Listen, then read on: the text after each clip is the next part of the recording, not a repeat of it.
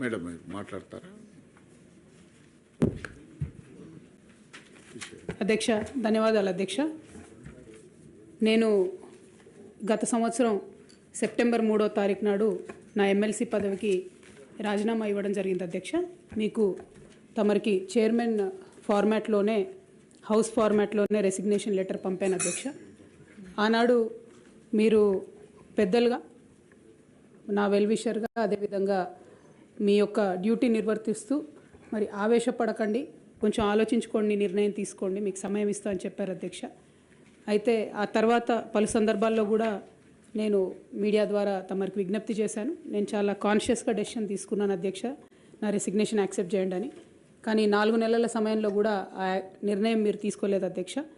అందుకనే ఇవాళ తమరిని మళ్ళీ సమయం అడిగి ఫ్లోర్లో మాట్లాడి అసలు ఈ నిర్ణయం తీసుకోవడానికి కారణం ఏంది, ప్రజలకు తమరి ద్వారా ఎక్స్ప్లెయిన్ చేయాలన్నటువంటి ఉద్దేశంతో సమయం అడిగాను అధ్యక్ష. తమరు దయతోని సమయం ఇచ్చినందుకు ధన్యవాదాలు తెలియజేస్తా ఉన్నాను అధ్యక్ష. ముందుగా ఈ రాష్ట్రంలో 4 కోట్ల మంది ప్రజలుంటే 40 మంది మనం ఎమ్మెల్సీలో ఉంటాం అధ్యక్ష. పెద్దల సభలో కూర్చోవడం అనేటటువంటిది చాలా పెద్ద గౌరవం.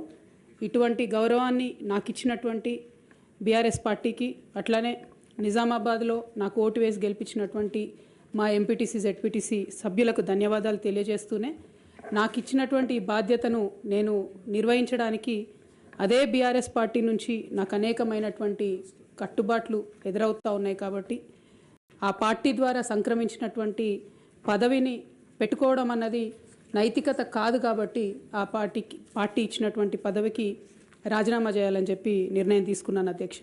దాన్ని తమరు యాక్సెప్ట్ చేయాలని ఫ్లోర్ ఆఫ్ ది హౌస్లో అడుగుతా ఉన్నాను అధ్యక్ష. అదేవిధంగా అధ్యక్ష, తమరికి తెలుసు అధ్యక్ష, నేను గత 20 సంవత్సరాలుగా ప్రజా జీవితంలో ఉన్నటువంటి వ్యక్తిని. తెలంగాణ ఉద్యమ సందర్భంలో అనేక మంది కేసీఆర్ గారి నాయకత్వం పట్ల, ప్రొఫెసర్ జయశంకర్ గారి నాయకత్వం పట్ల ఇన్స్పైర్ అయ్యి ఎంతోమంది ఉద్యమంలోకి వచ్చినటువంటి వ్యక్తుల్లో నేను ఒకదానిగా ఆనాడు 2006లో ఉద్యమంలోకి వచ్చాను అధ్యక్ష. 2006లో నేను ఉద్యమానికి వచ్చేటప్పటికే బీఆర్ఎస్ పార్టీ పొలిటికల్గా ఒక శక్తిగా ఎదిగింది అధ్యక్ష. ఆనాటికే యూనియన్ క్యాబినెట్ మినిస్టర్గా కేసీఆర్ గారు కూడా ఉన్నారు. అయినప్పటికీ నేను బీఆర్ఎస్ పార్టీలోకి రాకుండా ఇండిపెండెంట్గా తెలంగాణ జాగృతి అనేటటువంటి సంస్థను స్థాపించి, ఆ సంస్థ ద్వారా తెలంగాణ ఉద్యమంలో ఎక్కడైతే గ్యాప్ ఉందో ఆ గ్యాప్ని ఫుల్ఫిల్ చేయడానికి, ముఖ్యంగా మహిళా లోకాన్ని తెలంగాణ ఉద్యమంలోకి తీసుకురావడానికి, యువమిత్రుల్ని తెలంగాణ ఉద్యమంలోకి తీసుకురావడానికి అనేక కార్యక్రమాలు చేపట్టడం జరిగింది అధ్యక్ష. అందులో ప్రధానంగా ఏదైతే మన సంస్కృతి గురించి అనేకమైనటువంటి చిన్న చూపు చూసేటటువంటి పరిస్థితి ఉన్నటువంటి సందర్భంలో మన బతుకమ్మ మన గౌరవం అని చెప్పి బతుకమ్మ పండుగను ముందుకు తీసుకెళ్ళి నేను ఊరూరా తిరుగుతూ మరి బతుకమ్మ పండుగ మన ఆత్మగౌరవానికి ప్రతీక అని చాటి చెప్పేటటువంటి ప్రయత్నం చేశాను అధ్యక్ష. అదేవిధంగా మన చరిత్రకు సంబంధించి 3000 సంవత్సరాల తెలంగాణ చరిత్రను కూడా నేను ప్రత్యేకించి ఒక చారిత్రక బృందాన్ని కూడా పెట్టుకొని మరి పుస్తకాలను కూడా వెలువరించడం జరిగింది అధ్యక్ష. తెలంగాణలో ఉన్నటువంటి చారిత్రక కట్టడాలను పరిరక్షించడానికి, ఆ కట్టడాల చుట్టూ ఉన్నటువంటి చరిత్రను కూడా నేను నిక్షిప్తం చేయడానికి చేయని ప్రయత్నం అంటూ లేదు అధ్యక్ష. అట్లానే ప్రధాన స్రవంతి మీడియాలో, సినిమాల్లో మనకు జరుగుతున్నటువంటి అవమానం పట్ల ఆనాడు ఉమ్మడి రాష్ట్రంలో చాలా తీవ్రంగా కొట్లాడడం జరిగింది అధ్యక్ష. మన భాషను, మన యాసను ప్రొటెక్ట్ చేయడానికి నా వంతు ప్రయత్నం చేశాను అధ్యక్ష. అప్పటికే ఉమ్మడి రాష్ట్రంలో ఉన్నటువంటి పాఠ్య పుస్తకాల్లో కూడా మన తెలంగాణ మహనీయుల చరిత్ర లేకపోవడం, మన తెలంగాణ సాంస్కృతిక అంశాలు లేకపోవడం, మన తెలంగాణ భాష పట్ల వివక్ష ఉండడం పట్ల కూడా శ్రీకృష్ణ కమిటీకి ఆనాడు ఇచ్చినటువంటి రిపోర్ట్లో కూడా తెలంగాణ జాగృతి తరఫున మేము ఇవ్వడం జరిగింది అధ్యక్ష. శ్రీకృష్ణ కమిటీ ఇచ్చినటువంటి ఫైనల్ రిపోర్ట్లో కూడా ఆ వాస్తవాలని వాళ్ళంతా ఉటంకించడం జరిగింది అధ్యక్ష. ఇవన్నీ కూడా మరి తెలంగాణ ప్రజలు కూడా మర్చిపోరు అధ్యక్ష. ఇవన్నీ చేస్తూ వచ్చినాం. 8 సంవత్సరాలు ఒక ఇండిపెండెంట్ సంస్థగా మేము ఉన్నాం అధ్యక్ష. అదేవిధంగా సాంస్కృతిక పరమైన అంశాలే కాకుండా బాలికల విద్య పట్ల, ఆదివాసీల హక్కుల పట్ల, మన ప్రాంతంలో ఉన్నటువంటి పరిశ్రమల్లో మన ప్రాంత ఉద్యోగులకే, మన ప్రాంత యువకులకే ఉద్యోగాలు దక్కాలనేటటువంటి అంశాల పట్ల కూడా ఆనాడు మేము పోరాటం చేయడం జరిగింది అధ్యక్ష. 2004లో నేను వాస్తవానికి అప్పటికే అమెరికాలో ఉద్యోగాలు చేస్తూ ఉన్నాం అధ్యక్ష. 2004 ఆగస్టులో నేను నా పర్సనల్ రీజన్స్ కోసము భారతదేశానికి వచ్చాను అధ్యక్ష. కానీ ఆ తర్వాత 2006లో ఎప్పుడైతే కేసీఆర్ గారు యూనియన్ మినిస్టర్ పదవికి రిజిగ్నేషన్ చేశారో అనేక మంది యువకులు తమ ఉద్యోగాలను వదులుకొని ఉద్యమంలోకి వచ్చారు అధ్యక్ష. వారితో పాటే నేను కూడా ఉద్యమంలోకి వచ్చాను అధ్యక్ష. వేలాది మందిని వారు ఇన్స్పైర్ చేసినట్టే నన్ను కూడా ఇన్స్పైర్ చేశారు అధ్యక్ష. అయితే మీ అందరికీ తెలుసు అధ్యక్ష, ఉద్యమంలో మనందరం కూడా కష్టపడ్డాం, పార్టీలకు అతీతంగా కష్టపడ్డాం, అనేక సందర్భాలు జరిగినాయి. చాలా సక్సెస్ఫుల్గా మన అంశాలని మనం ప్రజలకు చెప్పగలిగినాం, భావజాల వ్యాప్తి చేయగలిగినాం. అయితే అధ్యక్ష 2013-14లో తెలంగాణ ఉద్యమాన్ని మలుపు తిప్పేటటువంటి కీలక ఘట్టాలు జరిగినాయి అధ్యక్ష. 2013లో ఆనాడు కాంగ్రెస్ పార్టీలో ఉన్నటువంటి కొంతమంది నాయకులు మరి కేసీఆర్ గారిని మీరు ఢిల్లీకి రండి, సోనియా గాంధీ గారు నిర్ణయం తీసుకున్నారు తెలంగాణ ఇస్తారని చెప్పి పిలిపిస్తే మేము కుటుంబ సమేతంగా 2013లో ఢిల్లీకి వెళ్ళడం జరిగింది అధ్యక్ష. కానీ వెళ్ళిన తర్వాత 2 నెలలు కూడా దాదాపుగా కనీసం కాంగ్రెస్ పార్టీలో పెద్ద నాయకులు కానీ చిన్న నాయకులు కానీ ఎవరు పలకరించిన పాపన పోలేదు అధ్యక్ష. ఆనాడు ఈ ఘట్టం నేను ఈ హౌస్లో రికార్డు కావాలని చెప్తా ఉన్నా అధ్యక్ష. ఎందుకంటే ఇవాళ అనేక మంది తెలంగాణ ఉద్యమంతో సంబంధం ఉన్నవాళ్ళు, లేని వాళ్ళు, కొత్తగా రాజకీయాల్లోకి వస్తున్నటువంటి వాళ్ళు కూడా తెలంగాణ ఉద్యమంలో మీ పాత్ర ఏంటి అని మాట్లాడుతున్నటువంటి సందర్భంలో గల్లీలో కొట్లాడటమే కాదు, ఢిల్లీలో లాబియింగ్లో కూడా నా పాత్ర ఉందని చెప్పడానికే హౌస్లో ఈ మాట చెప్తా ఉన్నాను అధ్యక్ష. అయితే 2013 అధ్యక్ష జూలై ఆగస్ట్ టైంలో మరి అక్కడే ఉన్నాము, ఎక్కడ కూడా కదలిక లేదు. అటువంటి సందర్భంలో ఆనాడు మేడం సోనియా గాంధీ గారు ఎవరైతే ఈ కీలకమైన నిర్ణయం తీసుకోవాలో వారికి సంబంధించి ముఖ్య అనుచరుడుగా ఆస్కర్ ఫెర్నాండెస్ గారు ఉండేవారు అధ్యక్ష. తమరందరికీ తెలిసి ఇప్పుడు లేరు, వారు పెద్దవారు. అయితే వారితో నాకున్నటువంటి సొంత పరిచయాలతోని వారికి కేసీఆర్ గారికి సపరేట్గా నేను ఒక మీటింగ్ పెట్టించడం జరిగింది అధ్యక్ష. ఇదంతా in the interest of the state formation అధ్యక్ష. ఆ తర్వాత సోనియా గాంధీ గారు ఇంటర్ఫియర్ అయ్యి ఒకటే రోజులో అధ్యక్ష 7 నుంచి 8 సార్లు కమ్యూనికేట్ అయ్యి మాట్లాడి ఆ తర్వాత తెలంగాణ సాధన అనేటటువంటి అంశం ముందుకెళ్ళింది అధ్యక్ష. ఆ విషయం తమరికి కూడా తెలుసు అధ్యక్ష. 2013 ఆగస్టు సెప్టెంబర్ నుంచి మొదలు పెడితే 2014లో తెలంగాణ బిల్లు పాస్ అయ్యేంత వరకు కూడా మనందరం కూడా నిప్పుల కుంపటి మీద కూర్చున్నాం అధ్యక్ష. ఏ క్షణంలో ఏ ఆంధ్ర లాబీస్లో వచ్చి ఇది చెడగొడతారో, ఏ క్షణంలో తెలంగాణ రాకుండా పోతుందో అని అందరం కూడా ఏమంటారు దీపపు చుట్టూ చేయబెట్టిన కాపాడుకున్నట్టు మనందరం కూడా ప్రయత్నం చేసినాం అధ్యక్ష. అందులో నా పాత్ర కూడా కొంత ఉంది అని చెప్పడానికే ఈ విషయాన్ని నేను చెప్తా ఉన్నాను అధ్యక్ష. ఆ తదనంతర పరిణామాల్లో 2 సభల్లో కూడా మరి తెలంగాణ బిల్లు పాస్ అయింది. తర్వాత టీఆర్ఎస్, అప్పుడు టీఆర్ఎస్ ఉన్నటువంటిది కాంగ్రెస్లో మర్జ్ అవ్వాలనేటటువంటి ఒక పొలిటికల్ డెసిషన్ జరుగుతున్న సందర్భం అధ్యక్ష. అయితే మర్జ్ అవ్వలేదు అధ్యక్ష. అప్పుడు మర్జ్ అవ్వకపోతే ఏమైంది, ఇండిపెండెంట్గా టీఆర్ఎస్ ఇక్కడ పోటీ చేయాల్సిన పరిస్థితి వచ్చింది. వాస్తవానికి అధ్యక్ష ఏ మహిళ అయినా కూడా ఒక కెరీర్ ఎంచుకునే ముందు, ఒక ఉద్యోగం చేసే ముందు తన కుటుంబం ఏంటి, కుటుంబ పరిస్థితి ఏంటి, రేపు పొద్దున్న నేను ఉద్యోగం చేస్తే నా పిల్లలకు సమయం ఇవ్వగలుగుతానా, కుటుంబ వ్యవహారాలకు సమయం ఇవ్వగలుగుతానా అని ఆలోచించుకుంటారు అధ్యక్ష. నేను కూడా ఉద్యమంలోకి వచ్చే ముందు 3 నుంచి 4 నెలలు చాలా సుదీర్ఘంగా ఆలోచించి నా జీవిత భాగస్వామితో చర్చించిన తర్వాతనే నేను ఉద్యమంలోకి రావడం జరిగింది అధ్యక్ష. అయితే ఈ విషయం ఇప్పుడు ఎందుకు చెప్పాల్సి వస్తుందంటే అధ్యక్ష, నేను ఎప్పుడైనా కూడా మన తెలంగాణ నుంచి ఒక ఇంటర్నేషనల్ స్థాయి ఎన్జిఓ నడపాలనుకున్నాను అధ్యక్ష. నేను పాలిటిక్స్లోకి వస్తానని అనుకోలేదు. కాకపోతే 2013-14లో ఎప్పుడైతే ఈ పరిణామాలు జరిగినాయో, టీఆర్ఎస్ పార్టీ ఒంటరిగా పోటీ చేయాల్సి వచ్చిందో అధ్యక్ష, ఆనాడు నాకు పార్టీ నుంచి వచ్చినటువంటి రిక్వెస్ట్ ఏంటంటే, నువ్వు నిజామాబాద్లో చేసినటువంటి పనికి నిన్ను నిజామాబాద్లో దాదాపుగా ఇంటింటికి గుర్తుపడతారు కాబట్టి నువ్వు ఎంపీ టికెట్ తీసుకొని అక్కడ ఉంటే అందరు ఎమ్మెల్యేలు మనం గెలిచేటటువంటి ఆస్కారం ఉంటుంది కాబట్టి నువ్వు ఇక్కడ పోటీ చేయాలని ఆనాడు టీఆర్ఎస్ పార్టీ నాకు పిలిచి పార్లమెంట్ టికెట్ ఇచ్చింది అధ్యక్ష. నేను ఎప్పుడు కూడా వారిని అడుక్కొని టికెట్ తీసుకోలేదు అధ్యక్ష. ఆ నిజామాబాద్ ప్రజలు దాన్ని గౌరవించారు. 9కి 9 కంప్లీట్గా నిజామాబాద్లో ఎమ్మెల్యేని గెలిపించారు అధ్యక్ష. తద్వారా టీఆర్ఎస్ ఇండిపెండెంట్గా ఆనాడు అధికారంలోకి వచ్చింది అధ్యక్ష. అందరం సంతోషపడ్డాం అధ్యక్ష. నేషనల్ పార్టీస్ మీద డిపెండ్ కాకుండా ఒక స్వీయ రాజకీయ అస్తిత్వం ఈ రాష్ట్రానికి ఉంటుందని చెప్పి టీఆర్ఎస్ పార్టీ అధికారంలోకి వస్తే తెలంగాణ ప్రజలకు మేలు జరుగుతుందని చెప్పి అందరం కూడా పనిచేసాం అధ్యక్ష, కష్టపడ్డాం. అదేవిధంగా మొదటిసారి పార్లమెంట్లో ఉన్నటువంటి మనందరం కూడా మీకు తెలుసు అధ్యక్ష, ఇక్కడ కూడా చాలామంది సహచరులు ఉన్నారు. చాలా అంశాల మీద, విభజన అంశాల అన్నిటి మీద కూడా నిరంతరం పోరాటం చేసి అది హైకోర్టు సాధించుకోవడం కావచ్చు అధ్యక్ష, కాళేశ్వరం లాంటి పెద్ద ప్రాజెక్టులకు అనుమతులు సాధించుకోవడం కావచ్చు అధ్యక్ష, అనేక అంశాల మీద కొట్లాడి కూడా పనిచేసినాం అధ్యక్ష. అంటే ఈ అంశాలు చెప్పడంలో ఉద్దేశం ఏంటంటే అధ్యక్ష, కేవలం పదవులు కావాలి రాజకీయం కోసమే టీఆర్ఎస్ పార్టీలోకి నేను వెళ్ళలేదు అధ్యక్ష. ఆనాడు టీఆర్ఎస్ పార్టీకి అవసరం, తెలంగాణ ప్రజలకు అవసరం అని చెప్పినారు కాబట్టి వెళ్ళిన అధ్యక్ష. వెళ్ళిన తర్వాత కూడా నిజామాబాద్ పార్లమెంట్లో ఉన్నటువంటి వారందరికీ తెలుసు అధ్యక్ష, ఒక 20 సంవత్సరాలు పెండింగ్ ఉండే అధ్యక్ష నిజామాబాద్ పెద్దపల్లి రైల్వే లైన్. కానీ మొదటి 2-3 సంవత్సరాలలోనే వెంటబడి నేను అది పూర్తి చేసుకోగలిగిన అధ్యక్ష. అంటే ఇట్లా ఒక్కొక్కటి ఏ రోల్ ఇస్తే ఆ రోల్లో పనిచేసుకుంటూ వెళ్ళినాం అధ్యక్ష. ఏ రోల్ ఇస్తే ఆ రోల్లో డెడికేటెడ్గా తెలంగాణ ప్రజలకు పనికొచ్చేటట్టుగా చేసినాం అధ్యక్ష. సో 2014లో తెలంగాణ జూన్ 2న వస్తే సెప్టెంబర్లో బతుకమ్మ పండుగ వచ్చింది అధ్యక్ష.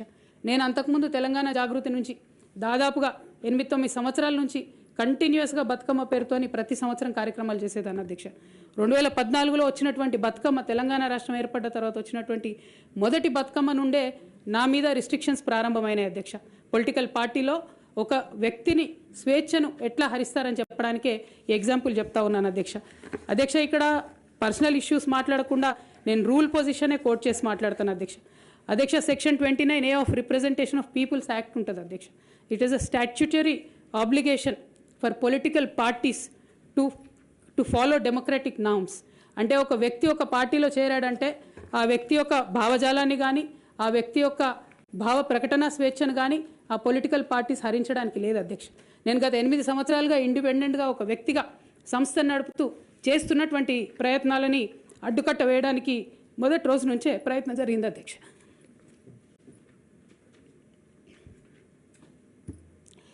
కానీ ఎక్కడ కూడా నేను తెలంగాణ బిడ్డలని తెలంగాణ ప్రజల్ని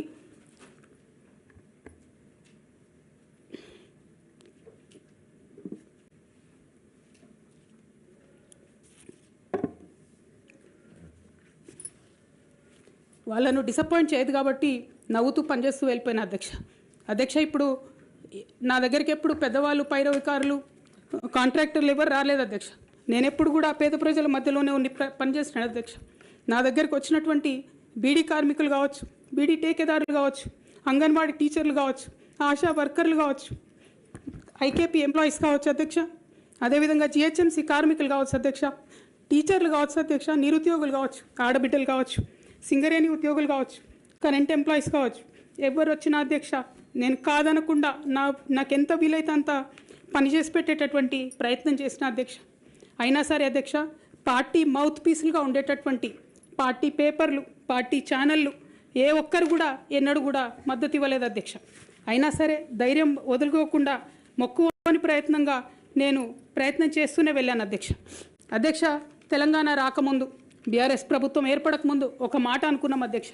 కేసీఆర్ గారే పదే ఈ మాట చెప్పారు.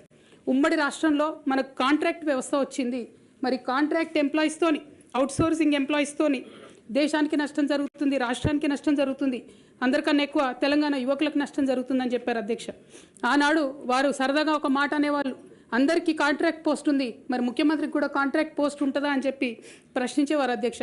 కానీ తెలంగాణ వచ్చిన తర్వాత 10 ఏళ్లలో కూడా కాంట్రాక్ట్ వ్యవస్థను మనం రద్దు చేసుకోలేకపోయినాం అధ్యక్ష.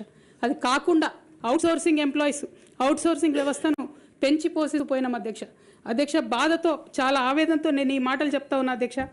తెలంగాణ సమాజానికి ఏదైతే ప్రశ్నించడం నేర్పించినటువంటి బీఆర్ఎస్ పార్టీ అధ్యక్ష, అంతర్గత వేదికలలో అనేక సందర్భాలలో నేను ప్రశ్నిస్తే అధ్యక్ష నా మీద కక్ష కట్టారు అధ్యక్ష. కేసీఆర్ గారు చుట్టూన్నటువంటి కొందరు వ్యక్తులు, తప్పక చెప్తున్నాను అధ్యక్ష ఈ మాట, ఎందుకంటే భారతదేశ రాజ్యాంగం ప్రకారం రాజకీయ పార్టీలు ఏవైనా కూడా ప్రజలకు ఒక దిక్సూచిగా నిలవాలి అధ్యక్ష, ప్రజలకు ఒక దారిదీపంగా నిలవాలి. పార్టీలోనే అంతర్గత ప్రజాస్వామ్యం లేకపోతే రాష్ట్రంలో ఎట్లా ప్రజాస్వామ్యం ఉంటుందనే విషయాన్ని కూడా మనందరం గమనించాలి కాబట్టి ఈ మాట చెప్తా ఉన్నాను అధ్యక్ష. మరి కక్షగట్టి నన్ను ప్రశ్నించినందుకు పార్టీ నుండి బయటకు పంపించారని చెప్పక తప్పదు అధ్యక్ష. మొదటి సంవత్సరం నుంచే రాష్ట్ర స్థాయి నిర్ణయాలలో ఎక్కడ కూడా నా పాత్ర లేకుండా కట్టుబడి చేసినారు అధ్యక్ష. ఇవాళ ఆనాడు బాధపడ్డా, ఇవాళ నేను సంతోషపడతా ఉన్నా అధ్యక్ష. ఎందుకంటే అధ్యక్ష, ధర్నా చౌక్ రద్దు చేయడం అనేటటువంటిది ప్రజాస్వామిక హక్కుల్ని కాలరాయడంలో మొదటి మెత్త అధ్యక్ష. ఆనాడు ఇంటర్నల్గా ఎంత ప్రొటెస్ట్ చేసినా కూడా రాష్ట్రం వచ్చింది, ఇప్పుడు ధర్నాలు ఎందుకు, దరఖాస్తులు లేవు, ధర్నాలు లేవు, అన్ని పనులు చేసి పెడతామని చెప్పుకుంటూ వెళ్ళడం జరిగింది అధ్యక్ష. అట్లానే రైతులకు జరిగినటువంటి అక్రమ అరెస్టులు అధ్యక్ష, ఇవాళ ఒక్కొక్క దగ్గర నుంచి రైతులు మాట్లాడుతూ ఉంటే బాధ తట్టుకోలేకపోతున్నాం అధ్యక్ష. అదేవిధంగా పార్టీలో జరుగుతున్నటువంటి అవినీతి అధ్యక్ష, ప్రభుత్వంలో జరుగుతున్నటువంటి అవినీతిని ఎప్పటికప్పుడు నేను వారి దృష్టికి తీసుకెళ్లడం జరిగింది అధ్యక్ష. అమరజ్యోతి నుంచి మొదలు పెట్టుకుంటే అధ్యక్ష, అంబేద్కర్ విగ్రహం దగ్గర నుంచి మొదలు పెట్టుకుంటే అధ్యక్ష, సెక్రటేరియట్ నుంచి మొదలు పెట్టుకుంటే అధ్యక్ష, కలెక్టరేట్లలో కూడా తీరని అవినీతి జరిగిన మాట ముమ్మాటికి వాస్తవం అధ్యక్ష. దీనికి పెద్ద ఉదాహరణలు సిద్దిపేట, సిరిసిల్లలో కట్టినటువంటి కలెక్టరేట్లు 2 వచ్చినటువంటి మొదటి వర్షానికే 2 కూడా మునిగిపోయినాయి అధ్యక్ష. ఆ విజువల్స్ అందరం కూడా మనం చూడడం జరిగింది. ఇక సిద్దిపేటలో, సిరిసిల్లలో కట్టిన కలెక్టరేట్లకే దిక్కు లేకపోతే మొత్తం రాష్ట్రంలో కట్టినటువంటి అన్ని బిల్డింగ్లు ఎట్లుంటాయన్న విషయాన్ని కూడా ఒకసారి తెలంగాణ ప్రజలు ఆలోచించుకోవాలి అధ్యక్ష. ఒక పక్క నిజం మాట్లాడే వాళ్ళను, సూటిగా మాట్లాడే వాళ్ళను, ఉన్నట్టు చెప్పే వాళ్ళను రిస్ట్రిక్ట్ చేయడమే కాకుండా అధ్యక్ష, ఉద్యమకారుల విషయంలో తీరని నిర్లక్ష్యం గురైంది అధ్యక్ష. అనేక సందర్భాల్లో నేను పార్టీ నాయకులని, పెద్ద నాయకులను కూడా అనేక సందర్భాల్లో అడిగిన అధ్యక్ష. వేరే విధంగా సహకరించకపోతే, వేరే విధంగా వాళ్ళకి హెల్ప్ చేయలేకపోతే కనీసం సీఎం రిలీఫ్ ఫండ్ కింద మనిషికి 10 లక్షలు ఇద్దాం, ఎక్కడోళ్ళు అక్కడ సెటిల్ అయిపోతారు అధ్యక్ష అని కూడా అడిగినాం అధ్యక్ష. అది కూడా చేయలేదు. 43 లక్షల మందికి పెన్షన్లు ఇస్తున్నామని గర్వంగా మనం చెప్పుకుంటున్నాం. ఉద్యమకారులు కాన్స్టిట్యున్సీకి 1000 మంది కూడా ఉండరు. ఆ 1000 మందిని పట్టుకుంటే ఇంకో 1,00,000 మందికి ఎక్కువైతుంది. వాళ్ళకు పెన్షన్ ఇస్తే లాగుంటుంది, గౌరవంగా ఉంటుందని అనేక సందర్భాల్లో చెప్పినాం అధ్యక్ష.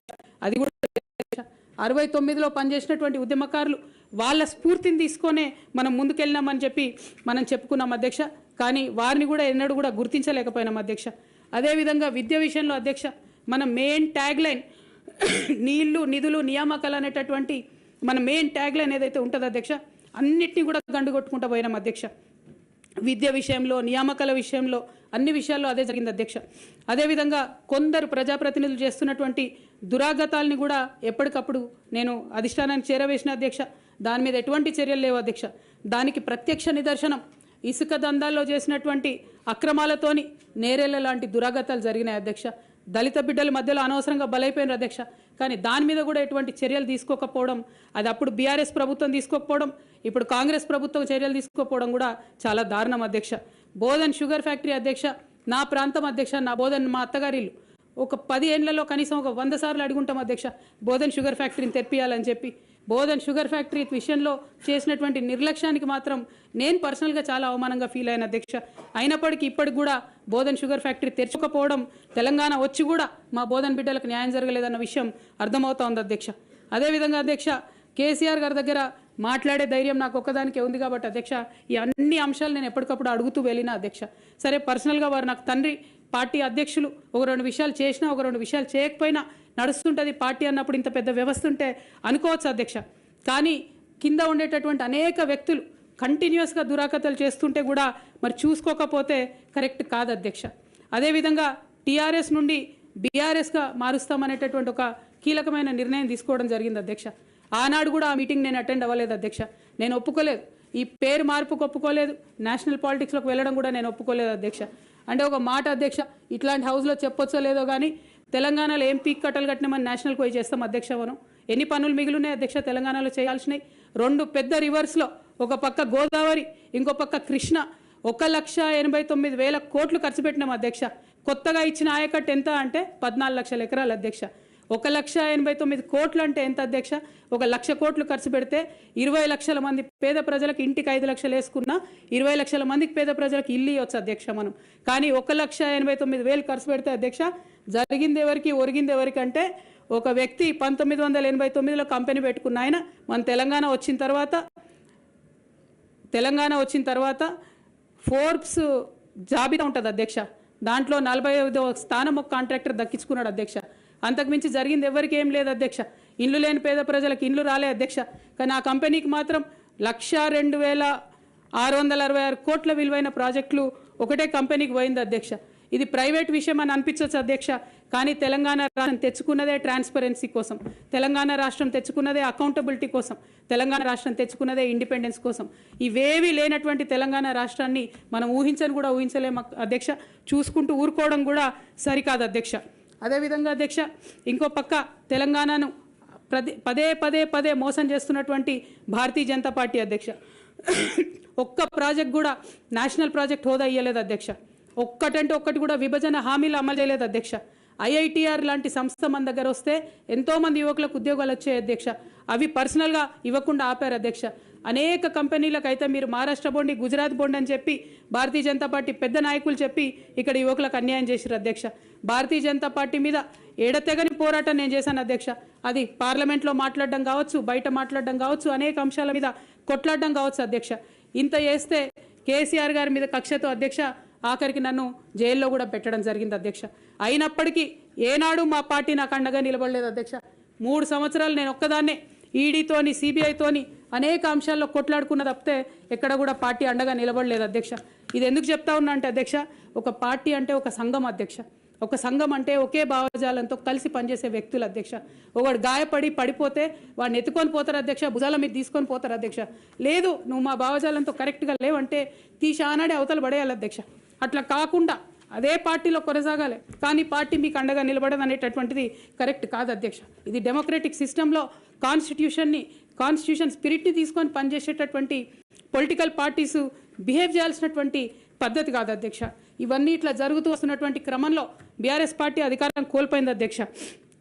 అధికారం కోల్పోయిన తర్వాత కాంగ్రెస్ పార్టీ వచ్చి ఒక ఎంక్వైరీ చేసింది అధ్యక్ష, ఘోష్ కమిటీ అని. బీఆర్ఎస్ పార్టీలో ఉన్నటువంటి ఏ పెద్ద నాయకుడు కూడా మాట్లాడాడు అధ్యక్ష. కేసీఆర్ గారు అంటే ఎవరు మాట్లాడారు, అదే కేటీఆర్ గారినో హరీష్ రావు గారినో అంటే అందరు లేచి నిల్చొని మాట్లాడతారు అధ్యక్ష. నేను ఒకటే అంటే అధ్యక్ష, ఒక నాయకుడిని నమ్ముకొని ప్రాంతీయ పార్టీ అంటే ఏంది అధ్యక్ష? ఒక నాయకుడు అధ్యక్ష. ఆ నాయకుడు ఆయన భావజాలం, ఆయన ఐడియాలజీ మీద నడిచేదే ప్రాంతీయ పార్టీ. అది ఎన్టీఆర్ గారు పెట్టిన పార్టీ కావచ్చు, కేసీఆర్ గారు పెట్టిన పార్టీ కావచ్చు. ఆ పార్టీ నాయకుడికే దెబ్బ తగిలితే, ఆ పార్టీ నాయకుడి మీదకే మచ్చ వస్తే పార్టీ మనుగడకే అర్థం ఉండదనేటటువంటి ఉద్దేశంతో ఘోష్ కమిటీ అప్పుడు కూడా నేను ఒక్కదాన్నే జాగృతితోని ధర్నా చేసిన అధ్యక్ష. ఏ ఒక్కరు మాట్లాడరు అధ్యక్ష. ఆ తర్వాత అర్ధరాత్రి 2 గంటలకు కాంగ్రెస్ ప్రభుత్వం అసెంబ్లీలో సిబిఐ ఎంక్వైరీకి ఇస్తామంటే కూడా తెల్లారి 12, 1 గంటలు 2 గంటల వరకు కూడా మా బీఆర్ఎస్ పార్టీలో ఒక్క పెద్ద నాయకుడు కూడా మాట్లాడాడు అధ్యక్ష. కేసీఆర్ గారిని ఏమన్నా మాట్లాడరు అధ్యక్ష. మరి అట్లాంటి పార్టీ ఎందుకు ఉండాలి, ఉంటే ఏంది పోతే ఏందని నేను ప్రెస్ మీట్ పెట్టి బలంగా మాట్లాడిన అధ్యక్ష. నేను మాట్లాడలేదని నేను అంటలేను అధ్యక్ష. డెఫినెట్గా అవినీతి పరుల పేరు చెప్పిన, నేను హరీష్ రావు గారి పేరు చెప్పిన, వారి టీంలో ఉన్న అందరి సభ్యుల పేరు చెప్పిన అధ్యక్ష. ఇప్పుడు కూడా చెప్తాను అధ్యక్ష. కానీ అధ్యక్ష చెప్పిన తర్వాత తెల్లారి 2 గంటల లోపల నన్ను సస్పెండ్ చేసిండ్రు అధ్యక్ష. నేను ఒకటే కోరుతా ఉన్నా అధ్యక్ష. ఇందాక నేనైతే representation of peoples act quote చేసినాను అధ్యక్ష. అందులో సెక్షన్ 19.1C అని కూడా ఉంటుంది అధ్యక్ష. ఇది రైట్ టు అసోసియేషన్లో అధ్యక్ష ఆర్టికల్ 19.1C అంటే ఒక అసోసియేషన్లో మనం మెంబర్ అయినంత మాత్రాన ఖచ్చితంగా ఆ party membership does not place on individual outside the constitution అధ్యక్ష. Especially when it concerns the allegation of corruption, maladministration and breach of public trust lies at the core of protected political speech అధ్యక్ష. Political speech has to be protected by Constitution of India అధ్యక్ష. అదే విధంగా అధ్యక్ష disciplinary action committee అన్నారు అధ్యక్ష. అధ్యక్ష అసలు BRS party constitution అధ్యక్ష ఒక నేషనల్ లెవెల్లో పనిచేయాలనుకునే పార్టీది 8 పేజీల కాన్స్టిట్యూషన్ అధ్యక్ష. అధ్యక్ష నిజంగా ఇవాళ నేను ధైర్యంగా చెప్తా ఉన్నా, ఆ constitution of BRS party is a joke అధ్యక్ష. ఏమి ఉండదు అందులో. అసలు పోయిన కమిటీ ఎప్పుడు వేసిర్రంటే ఎవరికి కూడా గుర్తుండదు అధ్యక్ష. నన్ను సస్పెండ్ చేసే ముందు డిసిప్లినరీ యాక్షన్ కమిటీ అని సడన్గా రాత్రికి రాత్రి పుట్టుకొచ్చింది అధ్యక్ష. పుట్టుకొచ్చి నన్ను సస్పెండ్ చేశారు అధ్యక్ష. కనీసం నన్ను పిలవాలా, కనీసం షోకాజ్ నోటీస్ ఇవ్వాలా, పోనీ ఇవ్వలేదు. ఎమర్జెన్సీ పవర్స్ వాడి అధ్యక్షుల వారే సస్పెండ్ చేశారు అనుకుంటే తర్వాత కనీసం ఫైనాలిటీ ఆఫ్ ది ఆర్డర్ కోసం అధ్యక్ష అపిలేట్ రూట్ తీసుకుంటే కనీసం తర్వాత ఎక్స్ప్లెనేషన్ అడగాలి అధ్యక్ష. ఎటువంటి పద్ధతి లేదు అధ్యక్ష. ఒక పార్టీ నడిపే పద్ధతి డెఫినెట్గా ఇది కాదు అధ్యక్ష. అవసరం అనుకుంటే నేను లీగల్గా ఛాలెంజ్ చేయొచ్చు, కానీ నేను ఛాలెంజ్ చేయను అధ్యక్ష. ఎందుకంటే ఎటువంటి పద్ధతి లేనటువంటి బీఆర్ఎస్ పార్టీ నుండి, ఎటువంటి నైతికత లేనటువంటి బీఆర్ఎస్ పార్టీ నుండి దూరం అవుతున్నందుకు ఇవాళ నేను చాలా సంతోషిస్తున్నా అధ్యక్ష. నా కుటుంబం, నా పార్టీ, నా రక్తం, నా చెమట, నేను 20 సంవత్సరాలు తెలంగాణ ఉద్యమం కోసం నేను పడ్డటువంటి శ్రమ, నేను చేసినటువంటి కష్టం గుర్తించకుండా ఒక చిన్న ఉరి తీసేవాడిని కూడా అడుగుతారు అధ్యక్ష. ఈ దేశంలో అంత మంచి దేశం మనది, అయినా కూడా సస్పెండ్ చేశారంటే చాలా సంతోషిస్తున్నా అధ్యక్ష. ఇవాళ నేను వేరే ఏం లేదు. అయితే కాంగ్రెస్ పార్టీ అధ్యక్ష నా సస్పెన్షన్ని పొలిటికల్గా వాడుకోవాలని ఈ బీఆర్ఎస్ పార్టీలో వచ్చినటువంటి చీలికలను చాలా పెద్ద ఎత్తున వాళ్ళు ప్రమోట్ చేస్తూ ఉన్నారు అధ్యక్ష. ప్రత్యేకించి వారు నాపై చేస్తున్న ఆరోపణ అధ్యక్ష, ఇది ఆస్తుల పంచాయతీ, ఆత్మగౌరవం పంచాయతీ కాదని చెప్తా ఉన్నారు అధ్యక్ష. నేను ఇవాళ మీ ద్వారా తెలంగాణ ప్రజలకు చెప్పదలుచుకున్న అధ్యక్ష. అధ్యక్ష నాకు దైవభీతి ఎక్కువ అధ్యక్ష, దైవ భక్తురాలు నేను. లక్ష్మీ నరసింహస్వామి మా ఇంటి దేవుడు అధ్యక్ష. ఆ లక్ష్మీ నరసింహస్వామి మీద ప్రమాణం చేసి చెప్తా ఉన్నా అధ్యక్ష. ఒక మహిళగా నాకు 2 కొడుకులు ఉన్నారు అధ్యక్ష. వాళ్ళిద్దరి మీద ప్రమాణం చేసి చెప్తా ఉన్నాను, నాది ఆస్తుల పంచాయతీ కాదు అధ్యక్ష, నాది ఆత్మగౌరవం పంచాయతీ. నేను ఏ విషయమైనా, ఉద్యమకారుల విషయమైనా, బీసీల విషయమైనా, మహిళల విషయమైనా ఏదైనా నిలదీసి అడిగినా అధ్యక్ష, రేపు కూడా అడుగుతా అధ్యక్ష. అందులో ఎట్టి పరిస్థితులలో కాంప్రమైజ్ అయ్యే విషయమే లేదు అధ్యక్ష. ఈ సందర్భంగా తమరికి కూడా నేను ఒక మాట చెప్తా ఉన్నా అధ్యక్ష. మన రాష్ట్రంలో 17 లోక్సభ స్థానాలు ఉంటాయి అధ్యక్ష, ఒకటే ఒక ఉమెన్ ఎంపీ అధ్యక్ష. 119 అసెంబ్లీ సీట్లు ఉంటాయి అధ్యక్ష. అన్ని పార్టీలు కలిపి 8 మంది ఉన్నారు అధ్యక్ష మహిళలు.